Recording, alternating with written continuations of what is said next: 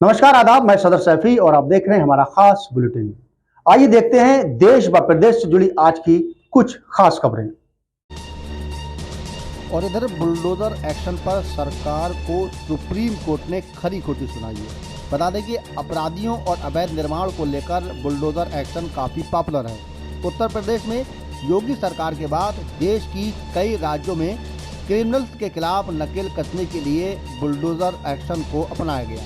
हालांकि supreme court ने इस प्रक्रिया को असंवैधानिक करार दिया है। इस मामले में सुप्रीम कोर्ट ने आज फैसला सुनाया है। जब डीवाई चंद्रचूड़ चीफ जस्टिस थे तो उन्होंने भी बुलडोजर एक्शन पर कई सवाल खड़े किए थे। सुप्रीम कोर्ट ने इस तरह की घटना का भी संविधान के मूल्यों के खिलाफ बता चुका है। साथ ही इस बात पर जोर दिया है कि ऐसे मामलों में अखिल भारतीय दिशा निर्देश तैयार करने की आवश्यकता है।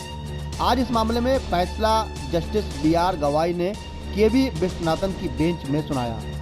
वहीं एक की जगह दो मकान एक तरीके से बने हैं, एक आरोपी है दूसरा किसी और का है, तो दोनों ही अवैध होंगे।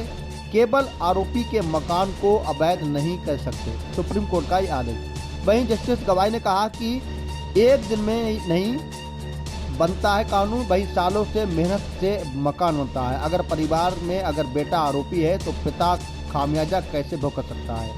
इसके अलावा सुप्रीम कोर्ट ने 3 महीने में पोर्टल बनाने का आदेश दिया है। कोर्ट की ओर से कहा गया है कि नोटिस में अवैध निर्माण की पूरी जानकारी दीजिए। नोटिस में 15 दिन तक कोई रिएक्शन न लिया जाए, लोगों को कार्रवाई से पहले समय दिया जाए, साथ ही पक्ष बिना सुने उन पर कोई कार्रवाई नहीं होना चाहिए। इसके अलावा बुलडोजर एक्शन पर फैसले की कॉपी पढ़ते हुए सुप्रीम कोर्ट ने 6 गाइडलाइन की है, जिसमें से बुलडोजर एक्शन से पहले नोटिस देना जरूरी है, बिना पक्ष सुने एक्शन नहीं, डाक के जरिए नोटिस की जानकारी DM को देना जरूरी है। वहीं कोर्ट में 142 के तहत निर्देश भी दिए गए शामिल हैं। सुप्रीम कोर्ट ने इंदिरा गांधी बनाम राजनारायण समेत 3 फैसलों का हवाला देते हुए कहा कि अगर कानून के खिलाफ दिया जा रहा है तो कार्रवाई की जाती है, तो इसके खिलाफ अव्यवस्था स्पष्ट है कि सिविल राइट्स को संरक्षण मुहैया कराना अदालत की जिम्मेदारी है। क्या अपराध करने के आरोपी या यहां तक कि दोषी ठहराए गए व्यक्तियों की संपत्ति पर कानून को उचित प्रक्रिया का पालन किए बिना ध्वस्त किया है, इसकी भी जांच होनी चाहिए। वहीं जस्टिस BI गवाई ने टिप्पणी करते हुए कहा कि कानून की शासन लोकतांत्रिक सरकार की नींव है। मुद्दा आपराधिक न्याय प्रणाली की निष्पक्षता से संबंधित है, जो ये अनिवार्य करता है कि कानूनी प्रक्रिया आरोपी के अपराध के प्रति पूर्वग्रह में ग्रसित न हो। किसी परिवार का घर अचानक तोड़ दिया जाता है, ऐसे में मामले में अधिकारियों के खिलाफ कार्रवाई होनी चाहिए या नहीं होनी चाहिए। ऐसे मामलों पर, ऐसे सवालों पर हम फैसला देंगे, क्योंकि ये अधिकार से जुड़ा मामला हो सकता है। सरकार शक्तियों का दुरुपयोग नहीं होना चाहिए। वहीं फैसले पढ़ते हुए जस्टिस गवाई ने कहा कि कार्यपालिका न्यायपालिका की जगह नहीं ले सकती, सिर्फ आरोप लगाने के लिए ही दोष नहीं हो सकता है।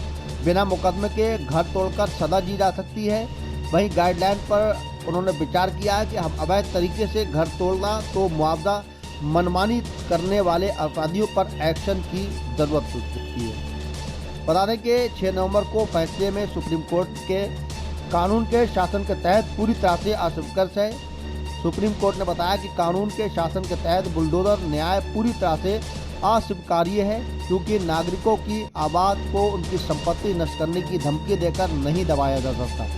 जस्टिस JB पारदीवाला और मनोज मिश्रा की बेंच ने कहा था कि कानून के शासन के तहत बुलडोजर न्याय पूरी तरह से अस्वीकार्य है। अगर इसकी अनुमति दी जाती है तो अनुच्छेद 301 के तहत संपत्ति के अधिकार और संवैधानिक मान्यता समाप्त हो सकती है।